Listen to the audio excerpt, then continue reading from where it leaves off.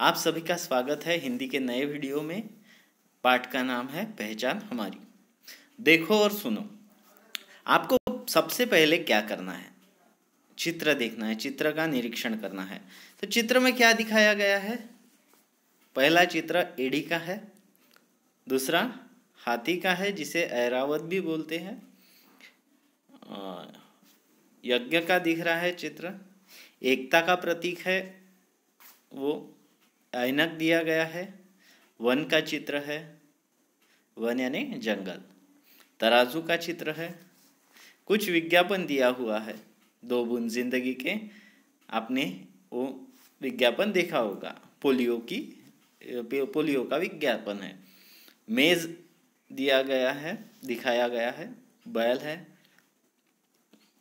उड़नी दिखाई गई है, गाजर है, गुड़हल है। उसके बाद ओखली का चित्र है, उसके बाद गढ़ का चित्र है, औरत का चित्र दिखाया गया है, झरोखा दिया है, सरोता है, औजार दिए गए हैं, झरना दिखाया गया है और सहीजन दिखाया गया है। सहीजन सब्जी होती है जिसको आप खाते होंगे, इससे पहले भी खाया होगा आपने। तो यह सारे चित्रों को देखकर आपको कुछ बातें ध्यान में आई होगी कि पहचान हमारी, यह जो पाठ है हमने पहले भी पढ़ा है। तो जैसे आप देखेंगे कि एड़ी, वहाँ पे जो ए दिया गया है उसको गाढ़ा बनाया गया है, वो बड़े अक्षरों में दिया गया है, रेखांकित किया हुआ है। तो ए क्या है? स्वर है, सही है। मैंने आपको बताया था, आप काफ़ी ध्यान भी देकर उस समय आपने बताया था कि ए स्वर है। ए की मात्रा भी दी गई है, ऐ और उसकी 2 मात्रा दिया गया है। औ उसकी भी 2 मात्रा है और ओ 1 मात्रा है। तो जो मात्राएं दी गई है उसको हमने पढ़ा है। जहाँ पे ऐरावत, हाँ, कितनी मात्राएं हैं? 1 मात्रा है। रावत, तो यहाँ पे व्यंजन दिए गए हैं व और त। यज्ञ, एकता, ऐनक, वन, तराजू, विज्ञापन। तो आपको यह एकता में क्या आ रहा है? ए आ रहा है, देखना है और उस ध्वनि को सुनना है। तो आप इस ध्वनि को जब पढ़ेंगे तो उसका सुलेखन और श्रुत लेखन करेंगे। अभी मैंने क्या कहा? 2 बातें कही, सुलेखन और श्रुत लेखन। सुलेखन यानी जैसे देखकर लिखना है, और श्रुत लेखन यानी सुनकर लिखना है, यानी वो ध्वनि आपने लिखनी है।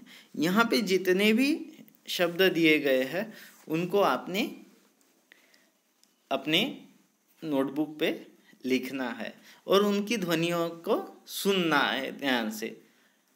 हम क्या करते हैं, कभी कभी उच्चारण में ए और ऐ को एक ही प्रकार से लिखते हैं। तो ये विभिन्न ध्वनियाँ हैं, 2 अलग ध्वनियाँ हैं, ए, ऐ, ओ, औ। तो हम जब सुनते हैं तो एक सरीका सुनते हैं, इसलिए एक सरीका लिखते हैं। तो ध्वनियों का उच्चारण भी बहुत महत्वपूर्ण होता है, यही हम इस पाठ से सीखते हैं। अभी देखो कैसे सरौता, कोई क्या बोलता है? सरोता।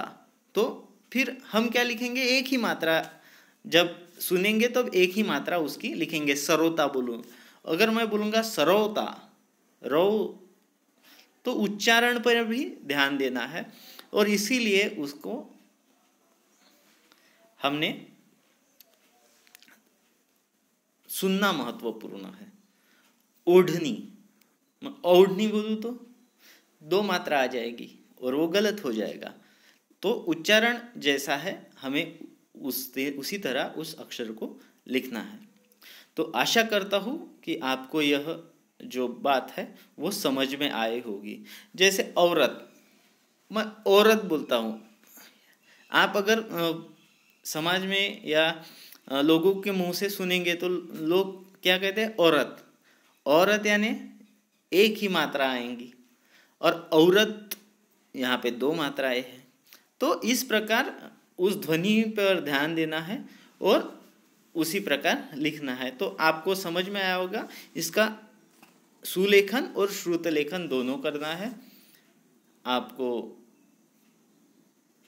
मैं इस प्रकार, और भी आगे एक पाठ है जिसको देखो और सुनो, उसका भी स्वाध्याय दूंगा। तब तक के लिए मैं स्वप्निल देशमुख आपसे विदा लेता हूँ। धन्यवाद।